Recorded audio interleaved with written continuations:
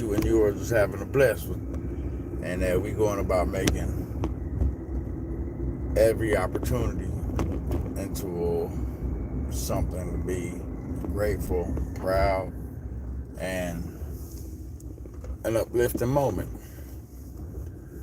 Now, coming along with that, these are some of the things that goes about bothering bothering me in the sense that when we go about looking at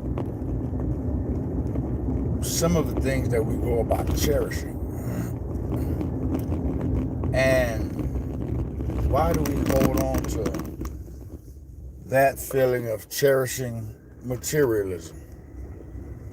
But let me give you the backstory to where I'm trying to go with this. And then the other day, I'm flipping the channels, right? And as I'm flipping the channel, they got this little story about this little disabled kid. But this little disabled kid is infatuated with cars. And we all have things that draws to our attention and so forth.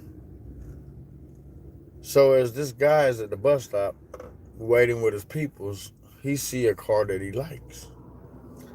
And in seeing that car that he likes, the driver was irritated just by what this little kid had ended up doing. But this is where life goes about teaching us that be careful of the things you go about treasuring, because what you treasure could end up being your downfall. So sitting at the bus stop, the kid runs up on his car and he goes about it touching the emblem. And in touching the emblem, the driver gets out. This dude is irate. This dude is hot. So the caretaker for this little disabled kid tries to apologize to the guy, and she was like really struck with how the carried himself, let it being a grown man. So the guy strikes the kid. Now, if you call yourself a man, or think of yourself as being a man, and you want to strike a kid, you're less than a man. You don't even know the value of being a true man. So the kid balls up and is in a state of panic. This little kid is like, he didn't come to realize that he did something wrong. So he's wondering, why is this guy acting so irate just by him touching the emblem? So the sister or the caretaker is really apologizing, because she is like, hey, this guy is acting crazy, and she don't want this disabled child to be hurt. And even after the little kid makes his way back to the bus stop or wherever they were sitting and waiting, this guy is still carrying on like he big boss hog. But sorry for me to say, the characteristics of a loser, of a wimp, of a punk, of somebody who's going to go about picking on somebody not even half his size just because he touched his car. Little dude didn't even put a scratch on the car. And that's the sad part about it. If my man had any kind of sense whatsoever, he could have seen that this kid was disabled. But because he worshiped his material values and aspects in life, he thought he was going to go about showing his ass. And in showing his ass, he wanted to prove that he was the man. And wasn't nobody going to go about touching on what he worked hard for. But the reason I go about saying this, that's why we have insurance for accidents. And I'm pretty sure that little dude wasn't intentional in his actions and going about, hey, what's going on? Okay. I'm Fortnite, but I changed my name. Okay. What's up? Hopefully that wrestling going good. Give me a quick second right quick. Let me do something right quick.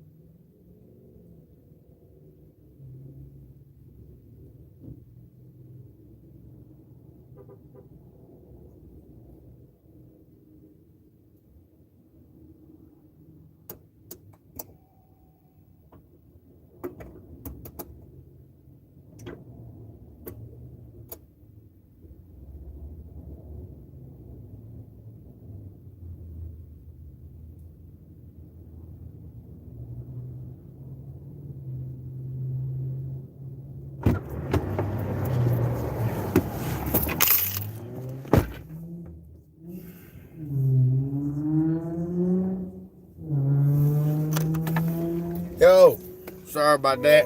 I had to make a little quick pit stop right quick, but we back on it. Don't even trip. Oh, damn. I got this little goofy ass holder here. Just trying to hold on and do what it do, but you know, life is an adjustment and just gotta make do with what's there, you follow? So that's the thing about life. And in that life is not perfect, man. Life is no straight road. Life is no straight shot. Sometimes you got to take some twists and turns just to go about getting it right. And once you could go about adapting that mentality to your life, then it is where it is. So yeah, so going back to this thing that had me on firecracker. So this little dude is clearly distraught because a man twice his size struck the dude, and the man becoming so irate behind the car to go about striking a child.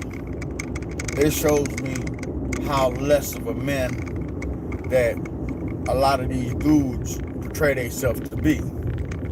And in being a man, there's a certain way to go about conducting yourself.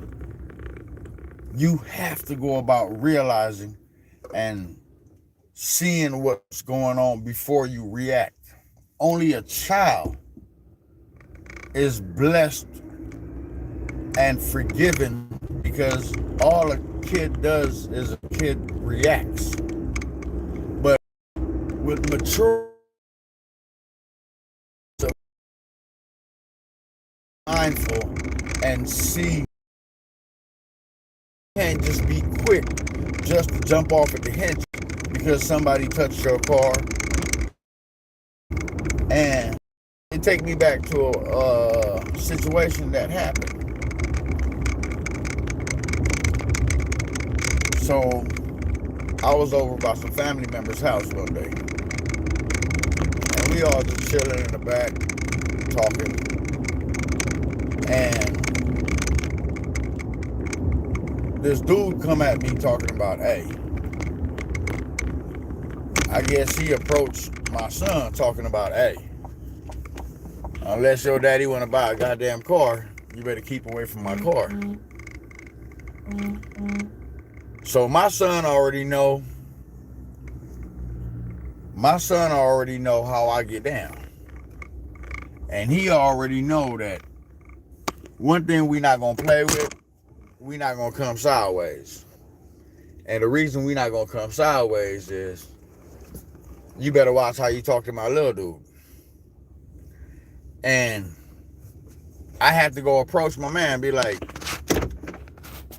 now, what's that you said to my son? In regards to, he better watch himself around your car.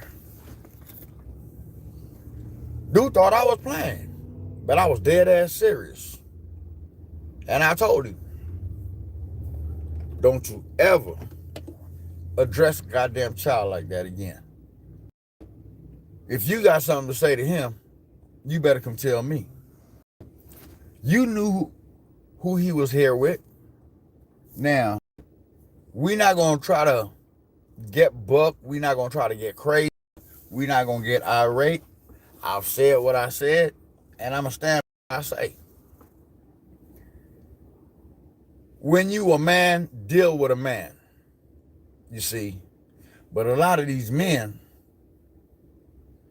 they want to deal with kids that they could whoop up on, that they could talk upon, that they could go about getting crazy with.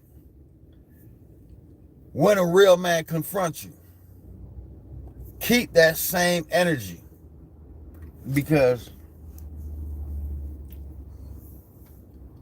if you buck with it, then go ahead and rock with it.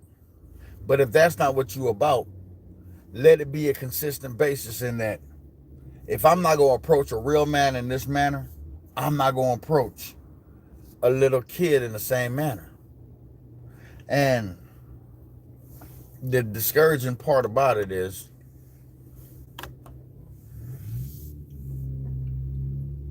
abusive behavior is tolerated in the sense that because nobody go about putting a stop to it, these little clown ass dudes, they carry on as if though that's how to live. But one thing about life, every check that get wrote gotta get cashed. And be careful of the people you approach with them false bravados. Not everybody gonna tolerate your shit. Not everybody gonna let you slide with negative behavior. It's a shame that I hate to go about propagating violence. But for you to beat up on a goddamn disabled kid, you're less than a piece of shit. And that's pretty low. You see what I'm saying? Now, my prayers and my thoughts go out to that family because that's something traumatic that little kid's going to have to go about dealing with. And with that little kid having to go about dealing with that, it's some scars that makes it hard to go about finding healing, finding our way forward. And that is the thing. That is the sad part, because that kid already has a burden of his own, being disabled. Now, one thing I tell each and everybody: do not find yourself picking on the weak, because it shows me how cowardly and a piece of shit you really are. Excuse my language. But we are here to care for the weak. We are here to help those who can't help themselves. But if we call ourselves whatever we want to call ourselves, and finding ourselves picking on people that really can't stand up for themselves, you just a little weasel. And too many of us have been victim of circumstances.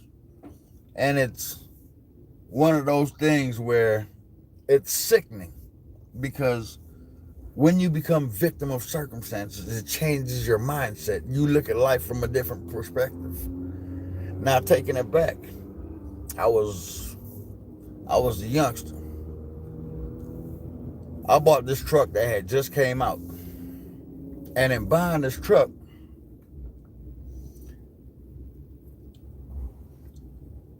coming from LA, not everybody look at young men trying to do something for themselves in a positive light, because we're all demonized as being hoodlums, no good, just trying to buck the system. So I'm in this truck early morning, and I'm driving, and this dude pulled me over talking about, where your license at? So I reach for my wallet, but I had forgot my wallet. So this dude tell me to get up out the truck and stuff like that. So I'm like, okay, cool, whatever. He said registration, insurance, so I gave my man all that. So I tell him, well, the truck is in my name. I gave dude my driver's license number and everything. So now this little goofy ass dude gonna talk about, I know it's a G-Ride. Now, for some of y'all who don't know what a G-Ride is anything, a car that is stolen. So I'm like, why would it be a G-Ride? Why would it be a stolen truck if I have the keys in my hand? I've given you everything that you want. I've given you, except for my license. I forgot my wallet at home. So this dude talk about, oh, we're going to find weapons in the truck and all this and that. So I'm like, my man, why are we taking it somewhere where it doesn't have to go? So dude got me on a corner for like damn near 3 hours. And I'm getting hot. I ain't did nothing.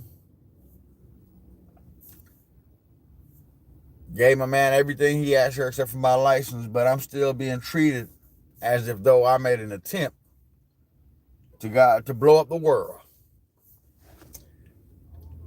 And the reason I go about giving you that story is understanding comes about when you have gone about feeling the effects of being dehumanized. That little kid was dehumanized. He was robbed of his integrity. He was robbed of his right to be happy as a person. He became fearful for his life. And in becoming fearful for his life, no matter what he does, he's never going to have the same understanding of looking at it from a pure, simplistic ideology. So, when we go about feeling the negative effects, that's what's hurtful. because negativity changes us. It does not help us to grow. I know there's some piece of shits in this world that feeds and breeds and go about living in a world of negativity. And that's why I always tell everybody, not all encounters is worthwhile having. Not all conversations is best that you go about entertaining. Because misery loves company. Now, my heart goes out to that little dude, man, because I know what it's like to feel helpless, to be defenseless. See, growing up in the hood, you're going to learn some lessons even if you don't want to. And that's the thing about life. It's going to give you some of them things that make you question your sanity. Because when I was 14, I loved playing hoop back in the days, man. That's what kept me going. That's what, gave me that release, you follow. That was my therapy. I'd go on the court and just put in work, and that was my counseling that I needed to help keep me sane. So one day we go to the park, and we finish hooping up, and now we about to jet back to the house. So I tell them dudes, okay, well, I'm going to jump on my bike, and I'm going to holler at y'all. But in doing so, that was going to be the day that things changed. So as I'm riding, the black and whites pull up on me. And then as black and whites pull up on me, they talking about, get off the bike, you under arrest. I ain't never been no hostile dude. I ain't did shit wrong, so what y'all talking about? So, they questioning me, and I'm telling them like, yo, I just came from the park. I was playing ball and this and that. Had gym shorts on and everything. But you see, when you stupid, you stupid. The truth could be looking you right in the face. But because you're so preoccupied with seeing what you want to see, that we can't even go about seeing the truth. Because we have this preconceived notion that this is how things is going to be. So, the shit got real when they put me in the back of the car. I'm like, whoa, what the hell we got going on here? So, I'm in the back of the car, and I'm like, what kind of stuff is this? This is real. So, I'm in the back, and then they brought the sergeant over. Now, this little crooked ass witch, she had a whole bunch of dudes hammed up. And I ain't never thought about invoking violence, but at 14, you shouldn't have to go through no shit like that at 14. And for a long time, that shit stuck with me. If I ever see that broad, I probably slap her on sight.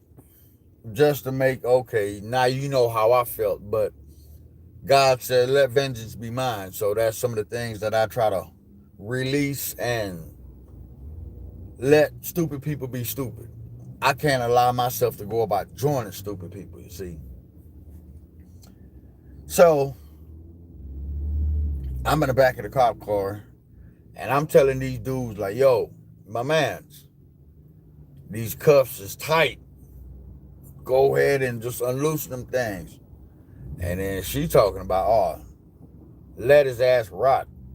And I'm looking at this lady like, damn, you a cold piece of work. So They had, not to make this any racial thing or not to make it seem as if though people are people. I don't give a damn what ethnicity, what race you familiarize yourself with, whatever, how you want to go about looking at it. People are people. So they had this dude, a brother, according to society. So he comes over. So they got me in and out of the car like a damn ping pong. I'm like a yo-yo, going up and down and all that crazy shit, right? So they pulled me out the whip. And then pulling me out the whip, dude is like, let me holler at you. So I'm like, my first words is like, I don't understand what I'm doing here. So me and the dude start chopping it up and talking. He was like, you not a street dude, huh? I said, that's what I've been trying to tell these idiots that you work with, but they not trying to hear me. So my man got particulars and so forth. And that's one of the very lessons that I learned in life, is that just by how you speak, people are sizing you up. They are going around putting you in a box and you're not even realizing what they're doing. So I'm talking to this dude, and he goes back to the sergeant and he's like, nah, that's not the cat right there. So she trying to argue this dude down like, nah, we got the right one. But she was just about getting anybody. I was in the right place, right time, right lessons, because that was going to help me to understand how people formulated, how people think, and how people really got down. You see that little fairy tale and pixie dust shit they try to teach you, that we all fair and it's united and this and that. Nah, I don't believe that. A lot of worthless people learn a lot of their worthlessness from home, because that's what's enforced. Our attitudes and our behaviors is what we picked up from home. Now, if you are a bitter, self-centered, hateful little bastard at home, if that's what you're being taught, how could you go about practicing or doing anything else outside of your home? You can't. And it showed me that even if you don't do nothing in America, you could go upstate. Because justice ain't justice, if you ask me. Justice is keeping poor people in their damn place. And that's the disgrace within the whole systemic thing.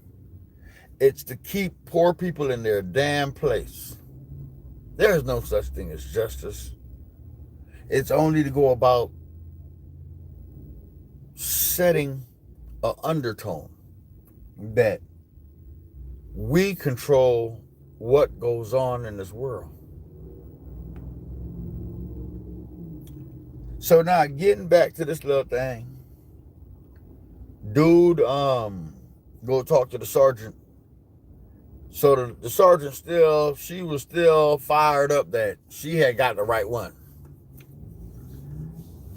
And they brought the owner of the store. So now they got me, I can laugh now, but the shit wasn't funny then. So they bring the lady through, and the lady is like, they roll the window down, flash the light on me, and I'm like, whoa. You know, like when you see them lineups in movies and stuff, where they be like, is this the suspect? And dude, the lady was like, nah, that's not him. The lady done told him, the officer done told her, but she don't know truth. She is led by bitterness, anger. Maybe somebody in their younger days stood her up. That was a brother. I don't know. But whatever brought that lady to their place, man, it's a damn shame. Because how many innocents suffered, and the system knows what the hell she's doing, but yet they still go about promoting and tolerating that system of wickedness. Now, the last time I checked, if it's uphold and serve, who the hell are they really serving? I even did a follow-up case study in regards to the little kid that got slapped up by that grown man in that car. Still ain't found my man yet. Now, how is that justice? How is that righteous? How is that being comfortable in walking the streets? And who's going to be there to comfort that kid? Because the kid might never run into that cat again. But if he see that car, that's where the terror and the trigger comes in. Because the kid has been victimized with no justice in sight. I don't know that dude. I don't even know the kid. But it's a damn shame that we would allow a disabled kid the abuse, and we go about calling ourselves a system that incorporates a feeling of being together, because that's not together. Nobody wished to be born disabled. Nobody was wishing upon themselves to be born poor. Nobody was wishing upon themselves to be born in poverty. That was the hand that they was dealt. So why are we going to go about making it twice as hard just because their situation is different from ours? You see, if we would just go about holding on and seeing that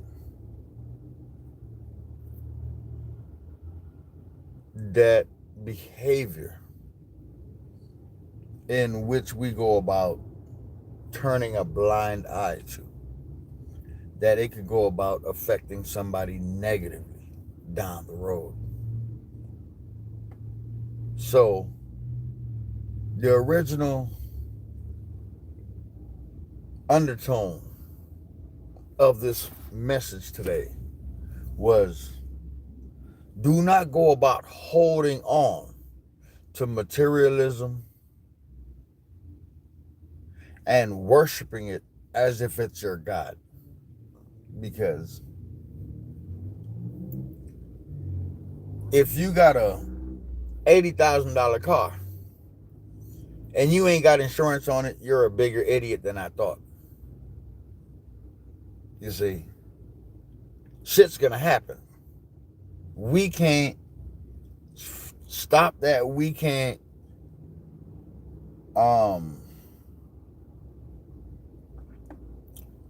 do nothing about stuff happening in life. But what we can do is go about taking the time to go about looking at one another and not act in a foolish manner. I don't try to go around propagating violence. I don't wish bad for nobody. But the one cautionary tale that I'm going to go about telling you, I don't have to wish for that. I don't have to want that. That's what life's going to do. Because the same way that kid, that disabled kid felt, that grown man's going to feel. We should not want others to feel less than. That's not appropriate. And in not being appropriate, we have to go about. I'm not saying for you to go about checking every person you meet that comes across disrespectful or whatever the case may be. But if they your partners in your close immediate circle, your family members, and you see them doing something that's going about abusing those who are weaker than them, pull them to a side and tell them, nah, that's not cool. Because traumatic events changes our outlook. It changes how we go about dealing with life and how we go about interacting. Because it goes to the old saying, once bitten, you become twice as shy. And the trajectory of life, we never know how it's going to go. Because you could put two people in the exact same situation, and one will go about making peace with that situation, and the other will go about finding bitterness and becoming angry at the world.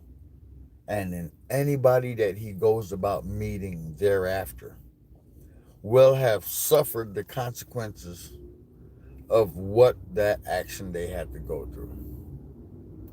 So let's not turn each other into some little baby monsters. Let's help each other along the way. Now that's my blessing. 1.